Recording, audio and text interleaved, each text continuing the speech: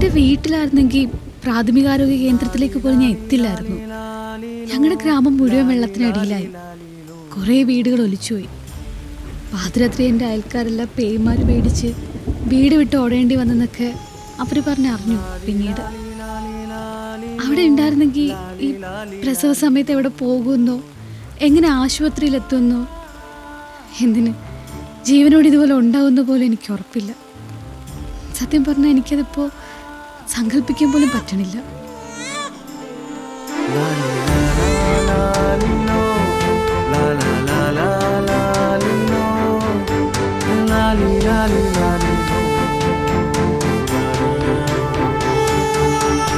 വിഴുപ്പുറത്തെ പ്രാഥമികാരോഗ്യ കേന്ദ്രത്തിൽ പ്രസവിച്ച സ്ത്രീയുടെ വാക്കുകളാണിത്. പേമാരിയും വെള്ളപ്പൊക്കവും ചുഴലിക്കാറ്റും നാശം വിതച്ച തമിഴ്നാടിന്റെ ഓർമ്മയിലെ വേറിട്ടൊരനുഭവം.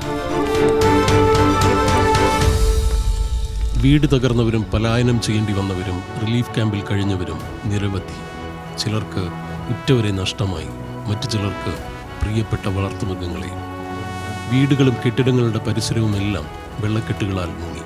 പനിയും അസുഖങ്ങളും കൂടി. എന്നാൽ ഫെഞ്ചൽ ചുഴലിക്കാറ്റും ന്യൂനമർദ്ദവും സൃഷ്ടിച്ച പേമാരിയുടെ കെടുതി നിറഞ്ഞ ദിനങ്ങൾക്കിടെ ഒരു കാര്യം കൂടി സംഭവിച്ചു തമിഴ്നാട്ടിൽ.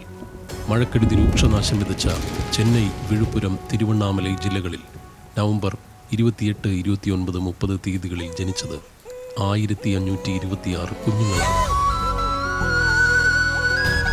ഗ്രാമങ്ങളിലെയും നഗരങ്ങളിലെയും ആരോഗ്യ പ്രവർത്തകരുടെ ഏകോപിത പ്രവർത്തനം അതിന് തുണയായി. വെള്ളപ്പൊക്കവും മഴയും ദുരിതത്തിലാക്കിയപ്പോഴും സംസ്ഥാന ആരോഗ്യ വകുപ്പ് ഗർഭിണികളുടെ ക്ഷേമത്തിനായി കൂടെ നിന്നു. ദുരിതങ്ങൾക്കിടയിലും ആരോഗ്യ പ്രവർത്തകർ തണലായി. പ്രസവം മാത്രമല്ല, പ്രസവാനന്തര സംരക്ഷണവും സർക്കാർ ഏറ്റെടുത്തു. പ്രസവ തീയതി അടുത്തിരുന്ന 1500ഓളം ഗർഭിണികളെ നിശ്ചയിച്ച തീയതിക്ക് 4 ദിവസം മുന്നേ സർക്കാർ ആരോഗ്യ പരിപാലന കേന്ദ്രങ്ങളിലേക്ക് മാറ്റി. Pregnancy infant cohort monitoring and evaluation പോർട്ടലിൽ ലഭ്യമായ ഡാറ്റ ഉപയോഗിച്ച് ഗർഭിണികളുടെ കണക്കെടുത്തു. കാലാവസ്ഥ പ്രതികൂലമായി ഭവിച്ചിട്ടും കഴിയാവുന്ന രീതിയിൽ സഹായം ചെയ്തു ആരോഗ്യ പ്രവർത്തകർ.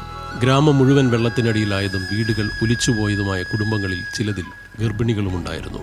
വെള്ളക്കെട്ട് ഗതാഗത പ്രശ്നം സൃഷ്ടിച്ചാൽ എങ്ങനെ എങ്ങോട്ട് പോകുമെന്നതടക്കമുള്ള പ്രതിസന്ധികൾ അവർ നേരിടുമായിരുന്നു.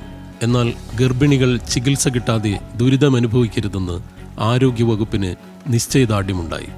പ്രാഥമികാരോഗ്യ കേന്ദ്രം മുതൽ നഗരത്തിലെ ആശുപത്രികൾ വരെ ആരോഗ്യ പ്രവർത്തകരുടെ ഏകോപിത പ്രവർത്തനത്തിൻ്റെ ഭാഗമായി.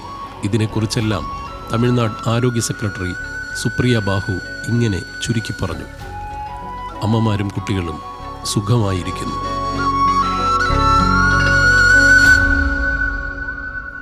ചുഴലിക്കാറ്റ് കരതൊടും മുൻപ് ഗർഭിണികളെ 102 ട്രാൻസ്പോർട്ട് സർവീസ് ഉപയോഗിച്ച് ആരോഗ്യ കേന്ദ്രങ്ങളിലേക്ക് മാറ്റി. 7 മിനിറ്റിനുള്ളിൽ ലഭ്യമാകുന്ന 108 ആംബുലൻസ് സർവീസുകളും ഏകോപിപ്പിച്ചു. ഗർഭിണികളെ എത്തിച്ചതിനു പുറമെ പിന്നീടുള്ള ദിവസങ്ങളിലെ സംരക്ഷണവും ആരോഗ്യ പ്രവർത്തകർ നടത്തി.